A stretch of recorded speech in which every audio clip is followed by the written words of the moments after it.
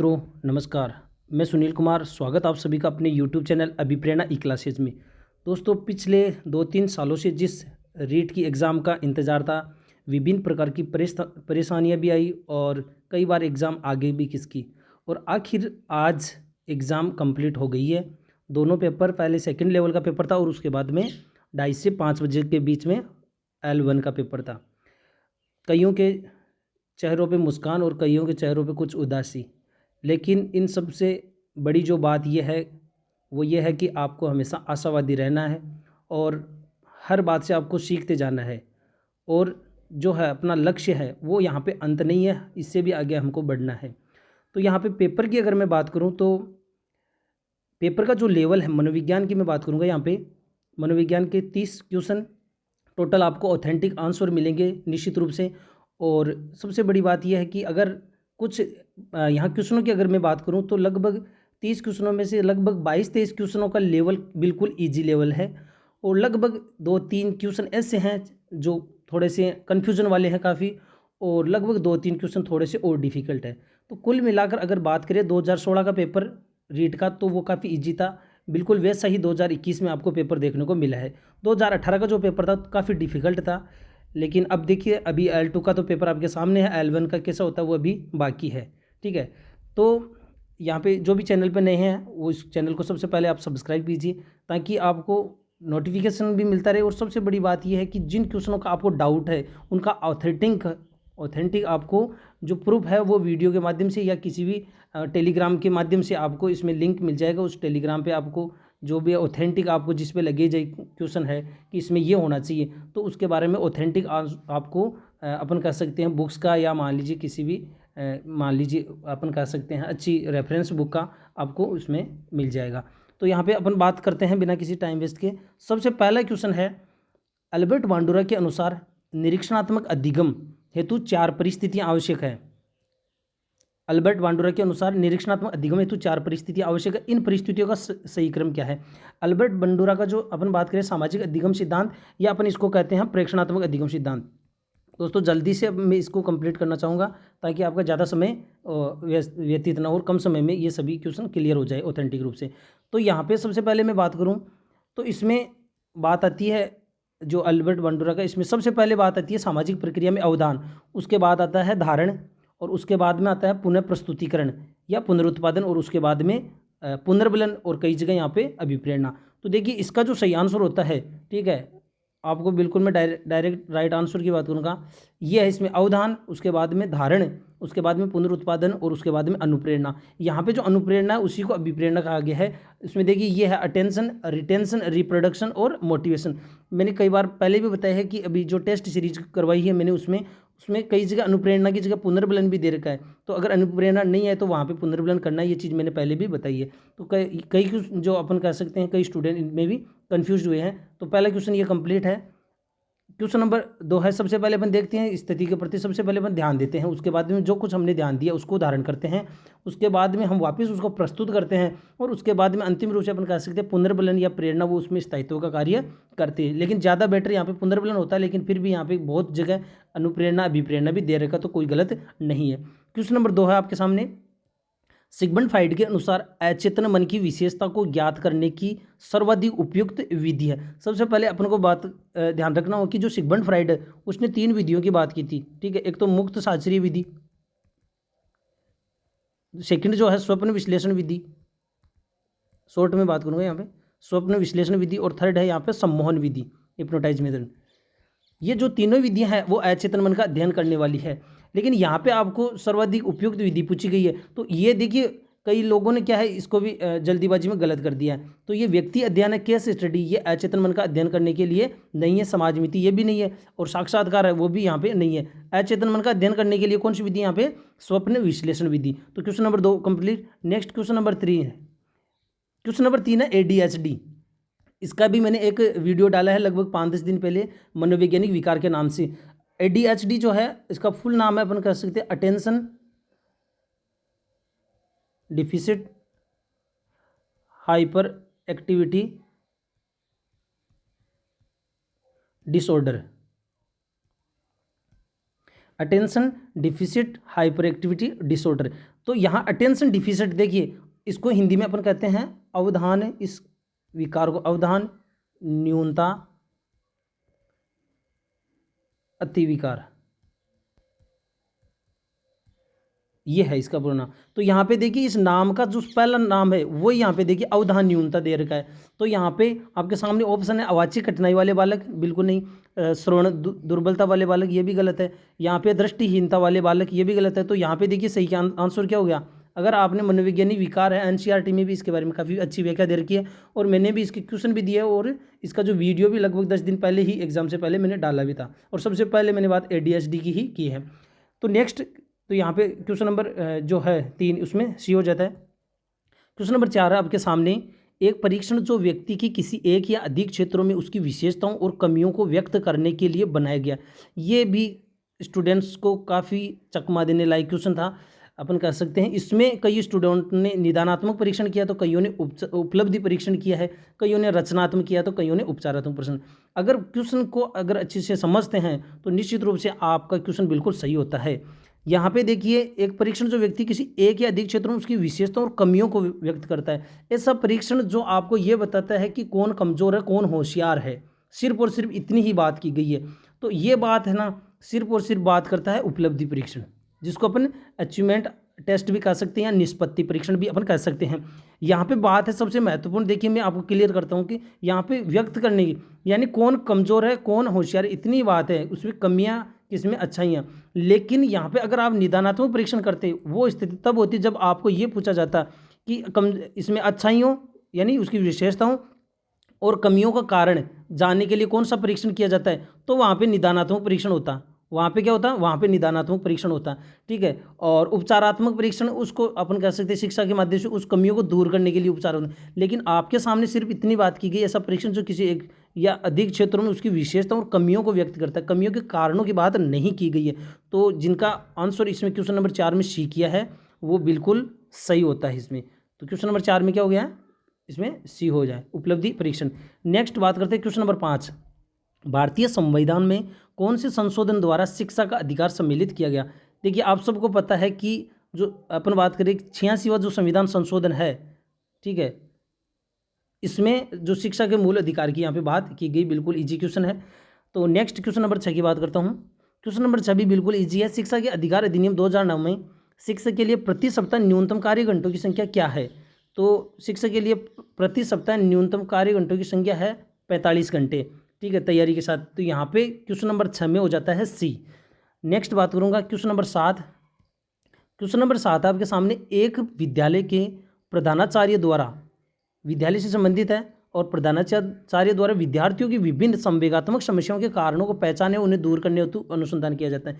देखिए विद्यालय से संबंधित या जो खुद इससे जुड़े हुए हैं उनसे संबंधित इस समस्या का समाधान किया जा रहा है, व्यवहारिक समस्याओं, तो वहाँ पे आपके अनुसार क्या होगा। आपके सामने ऑप्शन है, एक क्रियात्मक अनुसंधान, व गुणात्मक अनुसंधान, ऐतिहासिक अनुसंधान, और द यहाँ पे वर्णनात्मक अनुसंधान। तो इसका जो सही आंसर हो जाता है वह है क्रियात्मक अनुसंधान, ठीक है, अपन कह सकते हैं एक्शन रिसर्च।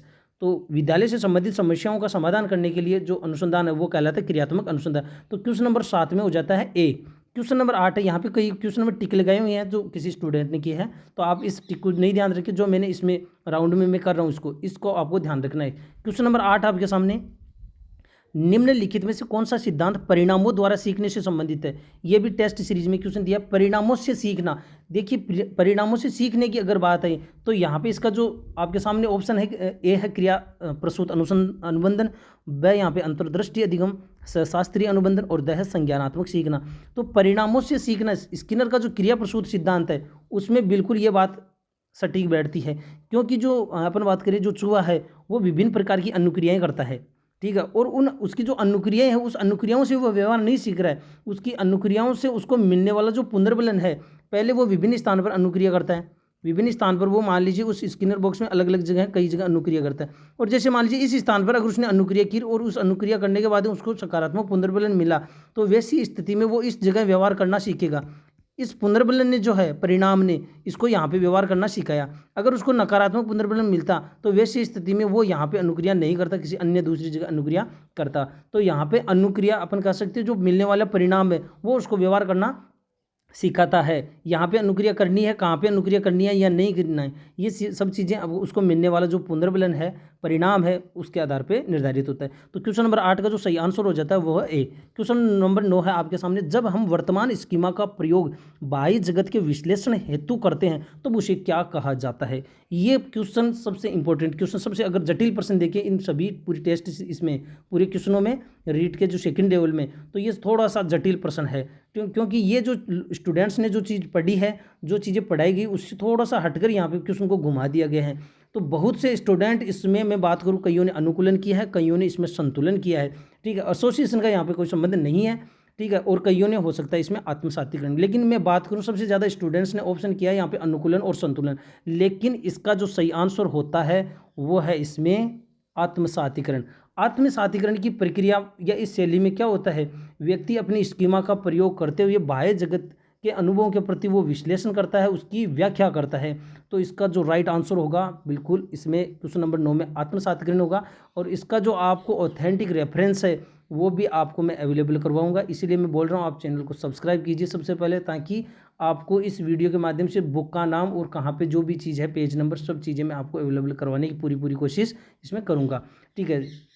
क्वेश्चन नंबर आपके सामने, बहुत लोग इसमें अनुकूलन भी बताएंगे, बहुत लोग इसमें संतुलन भी आएंगे, हो सकता है बोर्ड भी इसमें हो सकता है अनुकूलन बताए, हो सकता है संतुलन बताए या आत्मसातीकरण बताए, लेकिन अपन इस पर रेफरेंस देकर इसके आधार पे आत्मसातीकरण की पूरी कोशिश हम इसमें करेंगे। तो क्वेश्चन नंबर 9 कंप्लीट है। क्वेश्चन नंबर 9, क्वेश्चन नंबर 10 यहाँ पे बात करता हूँ। क्वेश्चन नंबर 10 है, निम्न में से कौन सा प्रक्षेपणीय परीक्षण की विशेषता नहीं है। देखिए काफ़ी अच्छा टेक्निकल क्वेश्चन है, रटने से संबंधित ये नहीं है। जिन्होंने इसको रटा है कौन सी प्रक्षेपण विधियाँ, प्रक्षेपण विधियों की एक महत्वपूर्ण विशेषता जिन्होंने पढ़ी है उन्होंने निश्चित रूप से ये क्वेश्चन बिल्कुल ही सही किया है। यहाँ पे देखिए कौन सी प्रक्षेपण की विशेषता नहीं है। देखिए प्रक्षेपण विधियों की अगर अपन विशेषता करें, बात करें, तो प्रक्षेपण जो भी विधियाँ होती है उसमें एक सबसे महत्वपूर्ण गुण होता है कि असंरचित, यानी उसमें जो भी चित्र दिए गए होते हैं वो असंरचित होते हैं, यानी वो निश्चित नहीं होते। आपको पता है कि जैसे मान लीजिए रोर्सा का शाही धब्बा परीक्षण है, रोर्सा का शाही धब्बा परीक्षण है, अगर आप यहाँ पे ध्यान लगाओगे तो आपको लगेगा कि हाँ ये बात बिल्कुल सही है। रोर्सा का शाही धब्बा परीक्षण है, उसका आकार निश्चित होता क्या है, बिल्कुल आपको इस बात का अब पता चल गया कि हाँ उसका जो आकार है वो निश्चित नहीं होता, यानी वो असंरचित होता है, ठीक है। तो वो जो उद्दीपक होता है वो स्पष्ट नहीं होता है, इसलिए वो क्या होता है, अस्पष्ट होता है। तो यहाँ पे ये भी बात बिल्कुल सही है ना। आपको यहाँ पे पूछा कि कौन सी इसकी विशेषता नहीं है, अनुक्रिया की स्वतंत्रता, प्रयोज्य को उसमें जो भी चित्र आपको क्या दिखाई दे रहा है उसको स्वतंत्र रूप से बताने की क्या होती है, स्वतंत्रता होती है। तो यहाँ पे उसको स्वतंत्रता भी है। तीसरी बात है व्यक्तिपरक, यानी सब्जेक्टिव, यानी उसके प्रति अपना दृष्टिकोण, यानी अपन कह सकते हैं आत्मनिष्ठ, एक तरीके से आत्मनिष्ठता, या यूँ भी कह सकते हैं अपन व्यक्तिपरक, यानी उसको क्या दिखाई रहा है। किसी को एक ही चित्र में मान लीजिए बादल दिखाई दे रहे, किसी को शेर दिखा रहे, किसी को जंगल दिखाई दे रहा है, किसी को जानवर दिखाई दे रहा है, तो यहाँ पे उसका क्या है, व्यक्तिगत दृष्टिकोण। तो यहाँ पे जो तीनों ऑप्शन तो क्या है, जो है अपन कह सकते हैं प्रक्षेपणीय जो परीक्षण है इसकी विशेषता है। लेकिन बात करते हैं इसमें कौन से इसकी विशेषता नहीं है, तो इसका ऑप्शन हो जाता है क्वेश्चन नंबर 10 में डी। नेक्स्ट बात करूँगा क्वेश्चन नंबर 11, हर एक ऑप्शन आपको यहाँ पे ऑथेंटिक मिलेगा, ठीक है। क्वेश्चन नंबर 11 मेरी कोशिश ये है कि आपको 30 में से 30 क्वेश्चन ही आपको आंसर की में बिल्कुल सही मिलेंगे। क्वेश्चन नंबर 11 आपके सामने, बाल केंद्रित शिक्षण विधि का अर्थ है, ठीक है। अपन कह सकते हैं चाइल्ड सेंटर्ड पेडागोजी। बाल केंद्रित जो शिक्षण विधि है उसका अर्थ क्या है, आपके सामने ऑप्शन है, बच्चों को शिक्षक का अनुसरण और अनुकरण करने के लिए कहना, ये नहीं है। बच्चों को पूर्ण रूप से स्वतंत्रता देना, पूर्ण रूप से ये भी नहीं है। बच्चों को नैतिक शिक्षा देना, बाल केंद्रित, ठीक है। बाल केंद्रित का मतलब है, अपन आईएनसीईआरटी 2005 की बात करें तो रचनावादी दृष्टिकोण को महत्व दिया गया है, जिसमें क्या है, बालकों का अभिव्यक्ति और सक्रिय भागीदारी, इसको महत्व दिया गया। तो इसका जो सही आंसर हो जाता है वो क्या है, इसका सही आंसर हो जाता है इसमें इसका जो सही आंसर हो जाता है वो बच्चों की अभिव्यक्ति और उनकी सक्रिय भागीदारी को महत्व देना। Question number 11 complete. Next question number 12, question number 12 है, इसमें भी कई स्टूडेंट्स कंफ्यूज हो गए, उनको आ रहा था लेकिन फिर भी कई स्टूडेंट्स जल्दीबाजी में एनालिसिस नहीं कर पाए, और ऐसी स्थिति में कईयों ने ये क्वेश्चन गलत किया, क्योंकि कईयों ने इसमें व्यक्तित्व किया तो कईयों ने इसमें बुद्धि किया। बाकी अधिगम और सृजनात्मकता इनमें नहीं किया, लेकिन कईयों ने इसमें क्या व्यक्तित्व किया और कईयों ने बुद्धि। तो रेवेन प्रोग्रेसिव जो मैट्रिक्स परीक्षण है ये किसके मापन के लिए किया जाता है, आपके सामने ऑप्शन है। तो इसका जो राइट आंसर होता है वो होता है बुद्धि का मापन करने के लिए, ठीक है। देखिए रेवेन प्रोग्रेसिव मैट्रिक्स परीक्षण कईयों का एक और परीक्षण होता है, एक होता है रोजनवेग परीक्षण, रोजनवेग चित्रगत कुंठा परीक्षण, ये जो परीक्षण होता है वो व्यक्तित्व का मापन करने के लिए होता है।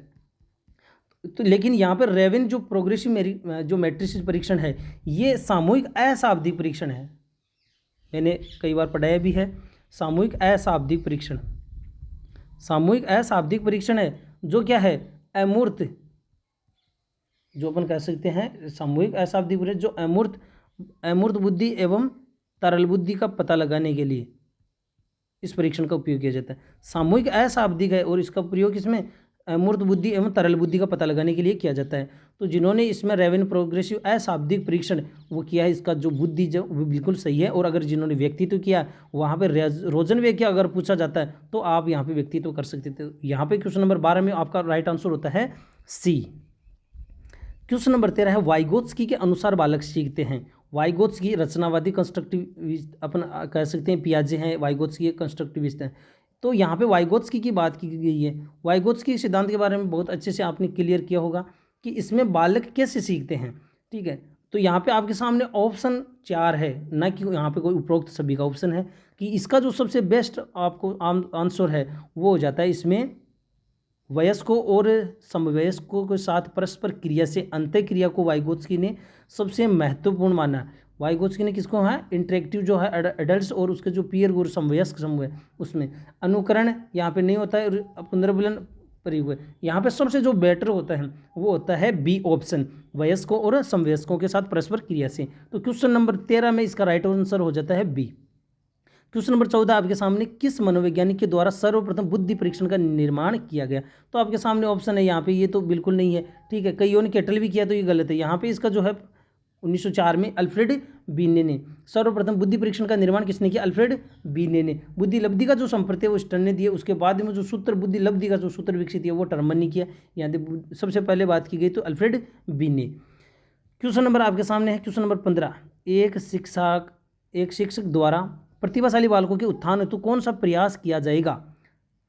आपके सामने है। सबसे बड़ी तो बात यह है आज वाले इस पेपर की कि आपको जो ऑप्शन है कुछ 2-3 क्वेश्चनों को छोड़ के उन पे ऑप्शन जो है वो कन्फ्यूजन वाले नहीं है, बिल्कुल कुछ नेगेटिव है, एक जो है वो बिल्कुल पॉजिटिव है।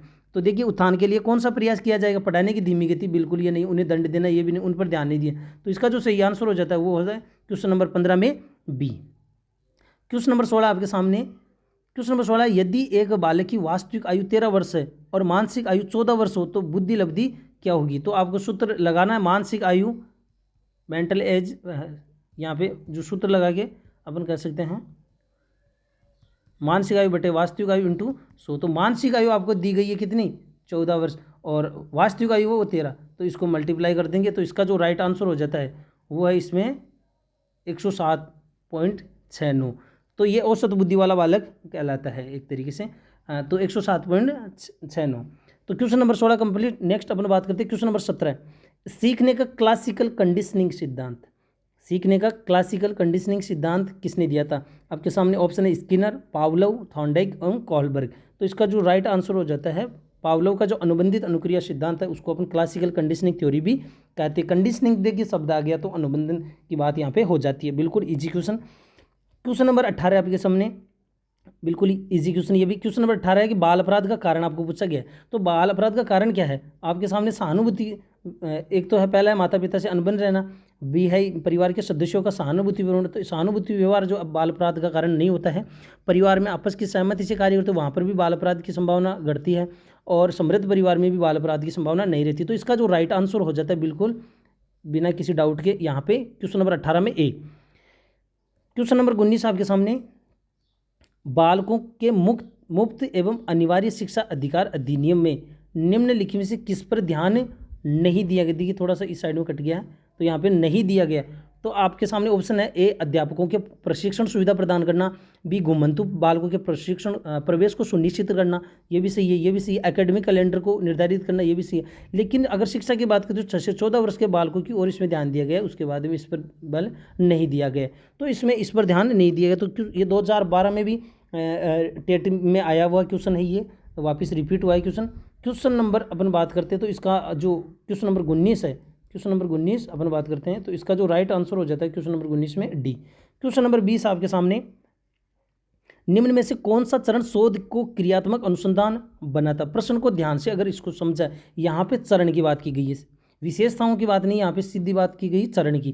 तो यहाँ पे इनकी बात करें, देखिए उपकल्पना बनती है, लेकिन यहाँ पे उपकल्पनाओं का है, यहाँ पे क्रियात्मक अनुसंधान में एक उपकल्पना, परिकल्पना, हाइपोथेसिस है, उस पर कार्य होता है, लेकिन यहाँ पे उपकल्पनाओं की बात की गई, तो ये भी नहीं है। सामान्यकरण भी यहाँ पे नहीं है, साहित्य का पुनरीक्षण ये भी नहीं है। तो इसका जो सही आंसर है वो हो जाता है प्रोग्राम का क्रियान्वयन।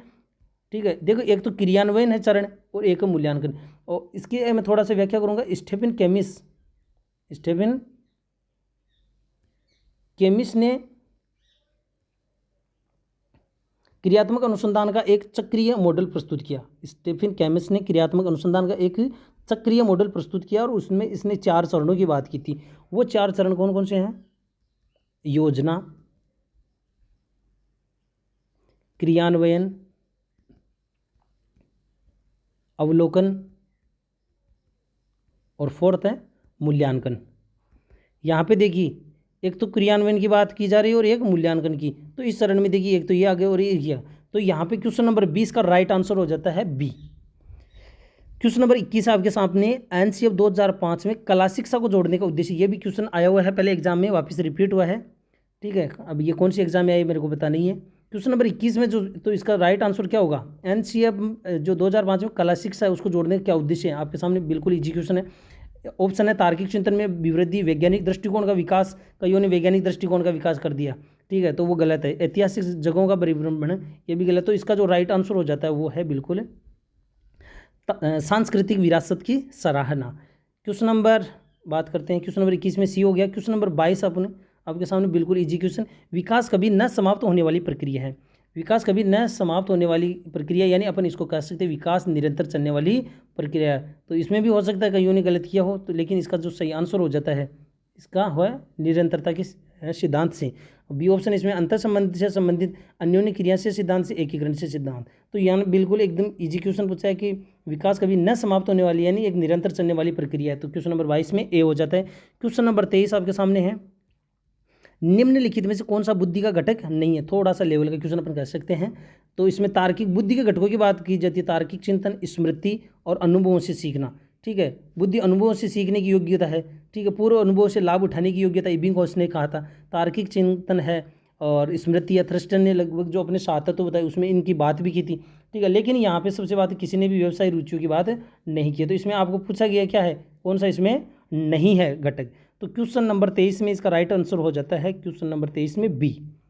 नेक्स्ट बात करता हूँ क्वेश्चन नंबर 24, निम्नलिखित में से बालक की कौन सी प्रक्रिया मनोगत्यात्मक नहीं है? मनोगत्यात्मक यानी कौशलों की बात की गई है, गामा कौशलों की, उद्यम पक्ष के कौशल है जो अपन कह सकते हैं साइकोमोटर जो कौशल है उससे संबंधित। तो आपके सामने ऑप्शन है सोचना, बी है लिखना, गेंद फेंकना और खेलना। यहाँ पे भी देखिए कौशल भी आपको पता होना चाहिए, 2 प्रकार के होते हैं, एक तो सूक्ष्म कौशल और एक स्थूल कौशल। यहाँ पे जो इसका जो कौशल कौन सा नहीं है, कौन सा इसमें बात की गई है गत्यात्मक कौशल। तो इसका जो राइट आंसर हो जाता है क्वेश्चन नंबर 24 में ए। सोचना क्या एक संज्ञानात्मक प्रक्रिया, न कि मनोगत्यात्मक। यहाँ पे बात करते हैं इसमें जो गेंद फेंकना है वो स्थूल कौशल है, खेलना भी स्थूल कौशल है, लेकिन यहाँ पे भी लिखना क्या है, एक सूक्ष्म कौशल का। कौशलों को भी जिसमें आंख और हाथ के बीच में समन्वय, वो सब सूक्ष्म कौशलों के अंतर्गत आते हैं। तो क्वेश्चन नंबर 24 का राइट आंसर हो जाता है ए।